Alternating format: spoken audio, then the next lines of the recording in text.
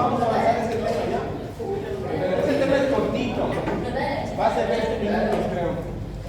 No está bem, você. Bueno, vamos a hablar sobre abdomen agudo perforativo. Es parte de lo que es el abdomen agudo quirúrgico. Muy bien. ¿Qué dice? Como definición, dice, surge de una perforación de una víscera que conlleva peritonitis, sepsis y muerte. O sea, ¿qué quiere decir? Que va a haber una perforación de una víscera hueca. Va a llevar a un proceso inflamatorio que es una peritonitis, una sepsis y muerte. O sea, aquí yo he hecho varios esquemas de qué estructuras o qué tejidos pueden llegar a perforarse. Miren, el estómago puede llegar a perforarse.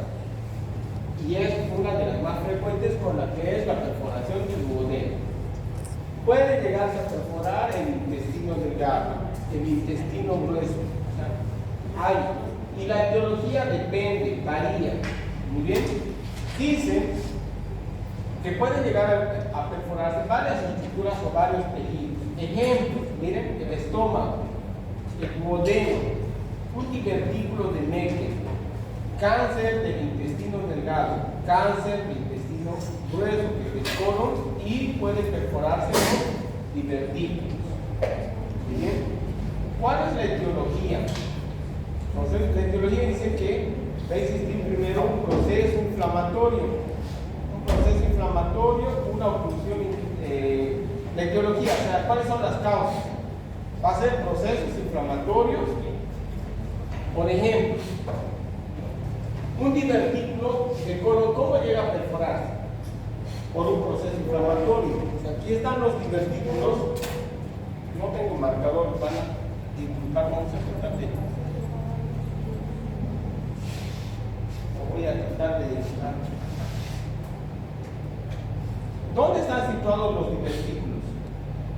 En mayor proporción. En el colon, ¿no?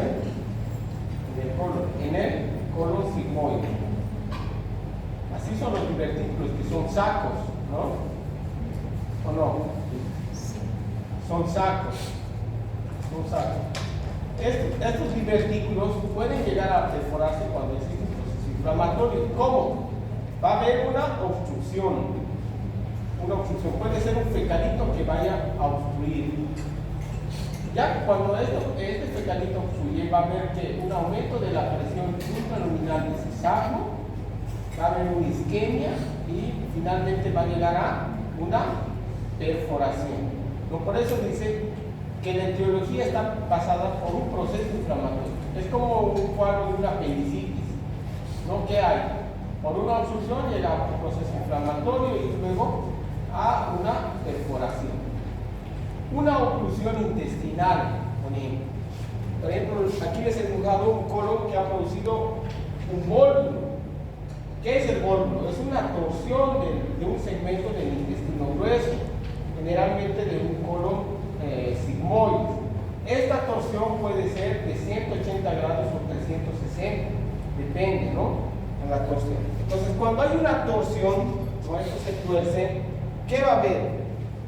¿Va a haber un buen flujo de sangre? No hay flujo de sangre, no llega la sangre, ¿no? ¿Dónde es? ¿Qué parte es donde no llega la sangre? Es en el extremo distal, ¿no? Primero va a existir una isquemia y luego va a haber, o luego se acompaña con una necrosis y luego hay una perforación. Ahora, ¿qué va a salir? ¿Qué hay en el colon? Materia fecal, ¿no? O sea, su contenido es materia fecal, por lo tanto, al haber la perforación, va a salir hacia la cavidad abdominal. ¿Qué va a producir? Que va a haber un proceso inflamatorio, una peritonitis, sepsis, y si no se trata, la muerte del paciente. ¿Qué contenido habrá en el estómago y en el duodeno? Vamos a ver secreciones gástricas o jugo gástrico, jugo pancreático, hasta secreciones biliares. Y igual, ¿qué va a producir? La saliva. Lo mismo, ¿no? Ahora, otra causa dice iatrogénicas. ¿Qué serán iatrogénicas? ¿Qué es iatrogénicas? Producidas por el hombre, por una mala maniobra o mala manipulación. Por ejemplo, ¿cómo se puede producir una perforación? Por ejemplo, que tenga una úlcera, que tenga un aspecto cancerígeno. Entonces le piden una endoscopía, el endoscopista va a realizar y ¿qué va a hacer? Va a querer tomar una biopsia, pero al tomar una biopsia, ¿qué va a hacer? Va a llegar a perforar. Entonces eso es diartogénico, ¿no? Si llega a perforar.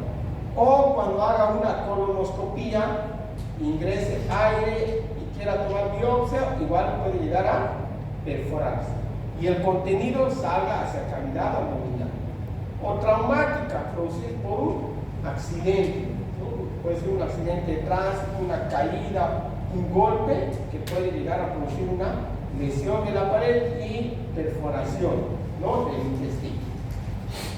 Entonces vamos aquí viendo, miren, enfermedades que pueden cursar con perforación. ¿Qué puede perforarse? La úlcera abdominal es la primera causa, ¿no? Las úlceras posteriores van a llegar a perforarse y las úlceras anteriores perforación y las úlceras que están situadas en la pared posterior van a producir un sangrado. Los divertículos de Meckel que están situados en el borde antimesentérico pueden igual producir una perforación. Entonces son algunos ejemplos, ¿no? El cáncer de intestino delgado, que se localiza más comúnmente a nivel distal. ¿Cuál es el más frecuente? El adenocarcinoma. Un cáncer del colon, 10% puede cursar con perforación, los divertículos. O sea, toda estructura o todo tejido, ¿no?, puede llegar a perforarse si es que existiera algún proceso inflamatorio, neoplásico o por una diatogénesis. ¿Cuál es la fisiopatología? Miren, cuando sale todo este contenido, ¿qué va a producir? Una inflamación, un proceso inflamatorio, ¿no? ¿Qué va a producir? Una peritonitis, ¿no? Estas peritonitis pueden ser primarias, ¿no?, que se genera con un foco distal. O sea, el foco va a estar en otra parte que no sea la cavidad abdominal. Puede ser un foco por una neumonía, ¿no?, por una otitis o una cirrosis. O secundaria, puede ser por una evolución de un proceso abdominal que puede ser inflamatorio o perforativo. Y terciaria, surgen por una sepsis abdominal crónica.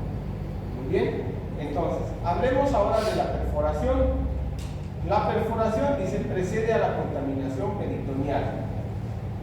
Entonces, ¿qué vamos a ver? Miren, en la perforación puede haber materia fecal, puede haber jugo gástrico, puede haber orina y puede haber sangre. En el caso de una diverticulitis, que también puede llegar a sangrar, ¿no? ¿Cómo se produce entonces esta reacción inflamatoria? ¿Ustedes se acuerdan cuando habíamos avanzado obstrucción intestinal? ¿Qué era el hilio?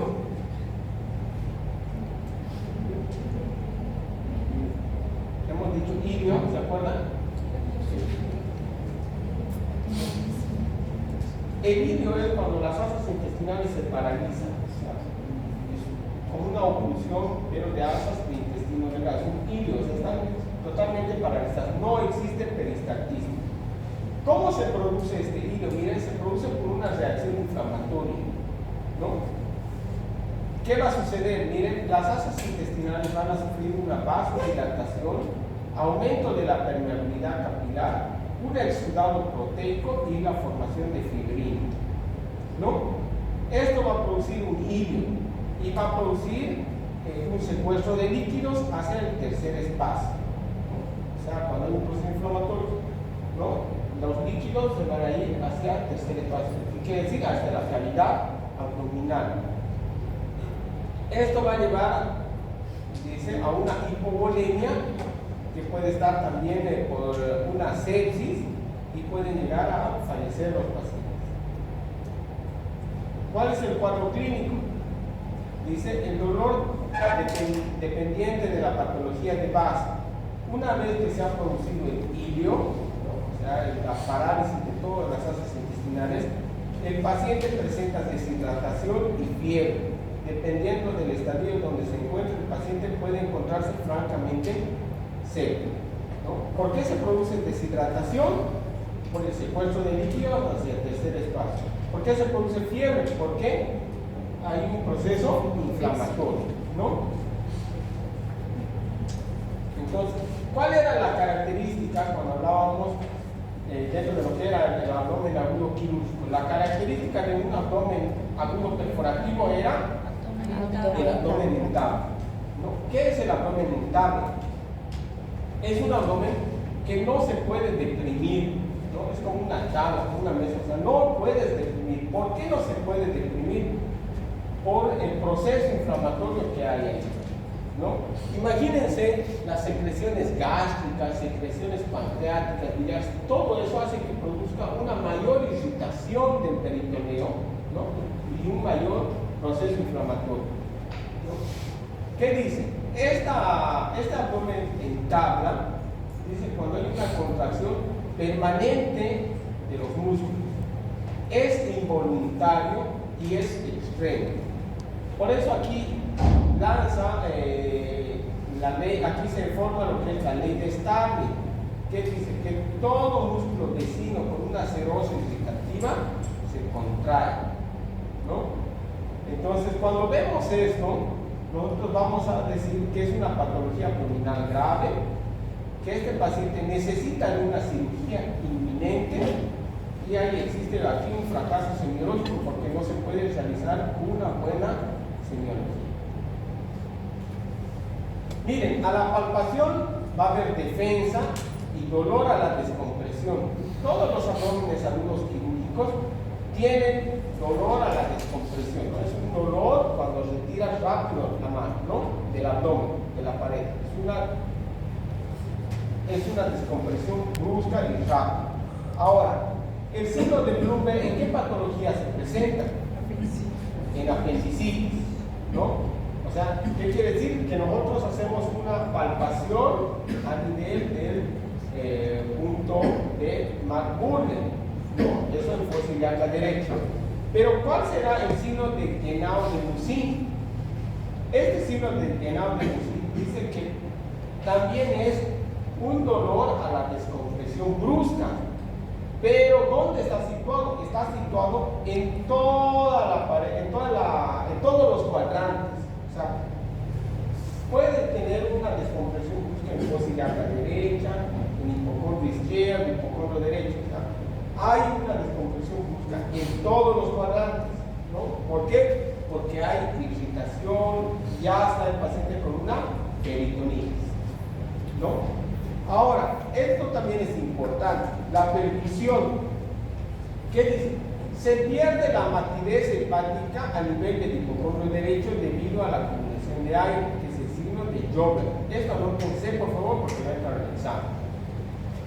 ¿Cuál es el signo de Joubert?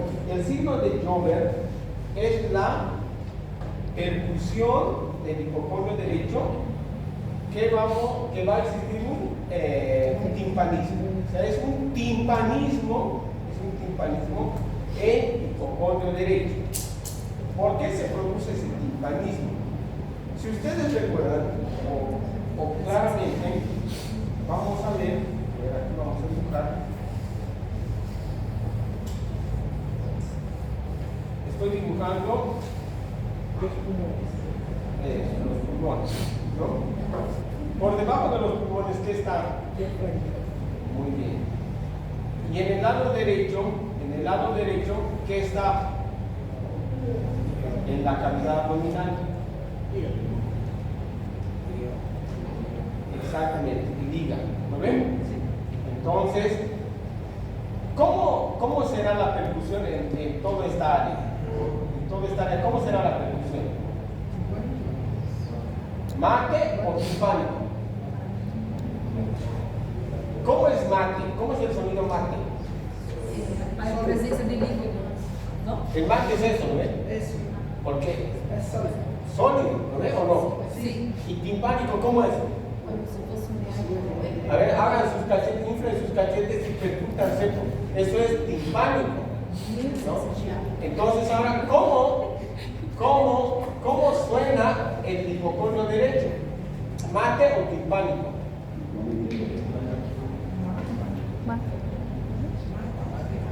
Mate. A ver, háganse una percusión de su abdomen. Não, é tipo... Está lleno de gases, ¿no? Sim. Entonces, ¿eso qué es? É tipo... Timpánico. ¿Y el hipocondrio derecho cómo está? Marte. ¿Por qué? Porque estás en hígado. ¿El hígado qué es? Es una víscera pues sólida. No puede sonar Marte, no puede sonar timpánico, ¿no? El sonido es Marte. Pero ¿qué dice? El signo de llover es un timpanismo en el hipocondrio derecho.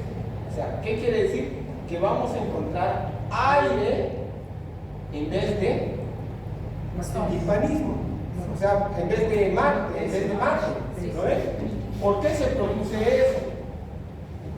Porque hay una perforación, y cuando existe una perforación, ¿qué hay? Hay salida de líquido y de aire. Y por la gravedad, el líquido ¿dónde va? Abajo. Y el aire arriba. Entonces el aire se acumula en los espacios sufrénicos, por eso existe el timpanismo. ¿Bien? ¿Se entiende o no? Sí. Entonces, dice, miren, a la auscultación también va a existir un silencio abdominal debido al hígado. O sea, ustedes van a auscultar, como todo este intestino está paralizado por el proceso inflamatorio, no vamos a encontrar los ruidos peristálticos. No hay. Está totalmente en silencio. Muy bien. Ahora, ¿cómo hacemos el diagnóstico? ¿Cómo hacen ustedes el diagnóstico? ¿Qué vamos a pedir? A ver, teniendo la lógica que les he mostrado, aquí, ¿qué pedirían aquí para ver ese aire? ¿Rayos X de qué?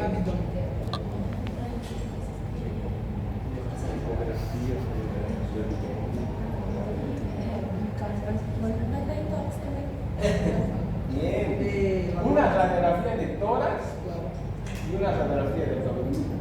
Para ver aire en espacio sufrénico vamos a necesitar una radiografía de tórax, ¿no? Y para ver si hay un hillo, una oclusión intestinal, vamos a pedir una radiografía de abdomen, ¿no? Entonces vamos, miren el diagnóstico, dice el diagnóstico de un abdomen agudo perforativo está siempre precedido por una correcta exploración. Nociones, dice nociones de rayos X simple de abdomen, ¿no? O sea, tenemos que conocer cuáles son también las estructuras normales en una radiografía de abdomen. ¿Qué vamos a encontrar? Miren, tenemos que ver la cámara gástrica, tenemos que ver el bulbo duodenal y también tenemos que ver el colon, ¿no? Que tiene que pintarse.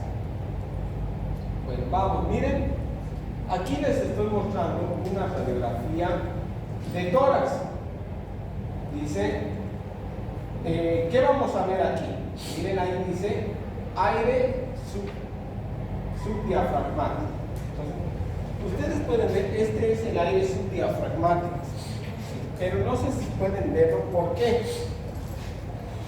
Aquí, no sé si pueden ver, hay como un color blanco que divide este color negro. ¿Sí o no? Sí. Está pequeño, ¿no? Este color blanco es el diafragma. Este color blanco que ven es el diafragma. Entonces, por debajo de este color blanco, que es el diafragma, no puede haber aire. No tiene que existir. Porque si existe esto, ya se llama signo de Popper. Y si es signo de Popper, es una perforación intestinal, ¿no? Entonces, ¿qué tienes que hacer? Cirugía, es cirugía inminente, tiene que operarse, tiene que operarse, ¿no? Ahora, ¿qué vamos a ver en el lado izquierdo? A veces pueden decir, no, pero está rotado, ¿no? Miren, la silueta cardíaca, ¿hacia dónde va? Siempre hacia el lado izquierdo, ¿lo ven? Siempre al lado izquierdo. Y en el lado izquierdo también vamos a encontrar aire, esta imagen. Y esta imagen corresponde a la cámara gástrica o al fondo gástrico. Siempre va a existir aire, siempre. O en la mayoría vamos a poder ver aire, pero solo en el hipocondrio del lado izquierdo. Pero en el lado derecho no, esta imagen no puede existir. Si existe esto, significa que hay aire en cavidad abdominal y eso es patológico, no es normal. ¿Muy bien? ¿Se entiende, no ven? Entonces, hay presencia de aire, va a haber una elevación de diafragma. Puede existir una elevación del diafragma. Miren, vamos a ver, miren esta otra radiografía. ¿Cómo? Miren, el lado izquierdo, en el hipocondrio izquierdo, ¿cómo se ve aire? Sí, eso es normal porque está ahí el estómago. Pero en el lado derecho no se puede ver, porque aquí está el hígado, y el hígado cubre todo ese espacio, no puede existir aire. Entonces se ve esta imagen, mire, se ve ahí bien, se ve bien en lo que es el diafragma, aquí igual, el diafragma, y esto no tendría que existir. Si hay esto, es un abdomen agudo perforativo, ¿no? Signo de Boker, ¿no? Y el signo de Jover, ¿qué era? Jover. Quando é timpanismo, Timpanismo. hipocôndrio direito. Ahora, vamos, veamos. Esta radiografía, ¿cómo lo ven? Ahora, tienen que entender, miren, estas imágenes que yo les estoy mostrando en el espacio subdiafragmático derecho, no porque subdiafragmático quiere decir por debajo del diafragma, son imágenes casi laminares, porque aquí está ya el hígado, ¿no? Por eso laminares. Si vemos el otro, igual miren, es una imagen laminar, ¿no? Pero podemos encontrarnos otra imagen como esta en el hipocondrio derecho. Pero, ¿qué será esto? Esto ya no es una imagen laminar, sino vean, ya se ve como una auto, como un pliegue, ¿no ven? Esto ya es colon. Esto es colon. Cuando los pacientes tienen un dólico megacolon, un dólico megasigma, ¿no? A veces, como tiene un colon bien redundante, a veces se sube hasta el hipocondrio derecho, que nos da esta imagen y a veces nos puede hacer confundir y decimos, no, esta tiene una perforación. Pero hay que verlo muy bien, ¿por qué? Porque aquí vean, estas son las auchas que presenta el colon. Esto se llama signo de Chilaiditi, que es una falsa imagen de un abdomen agudo perforativo, ¿no? Signo de Chilaiditi. Doutor, então assim, como vamos principalmente a diferenciar? Porque es laminar. Va a haber un gran espacio Miren, de no, uno para otro. miren, esta imagen es grande, hasta ahí va, ¿no? Miren, ahí, ¿no? Y no tiene un borde bien definido, ¿no? ¿Lo ven? Pero si nosotros nos vamos, Sí. vean aquí, esta es una imagen laminar, es como una lámina, laminar. Igual está bem definido, verdade? Ajá. Aquí, de igual manera, miren, esto es laminar. Ahí está, ¿no? Laminar. ¿Se entiende, no ven? Sí. Si cambia aquí, no, ya está interpuesto, ¿no? También vamos a encontrar otro signo, que esto ya lo hemos hablado. ¿Qué signo será este?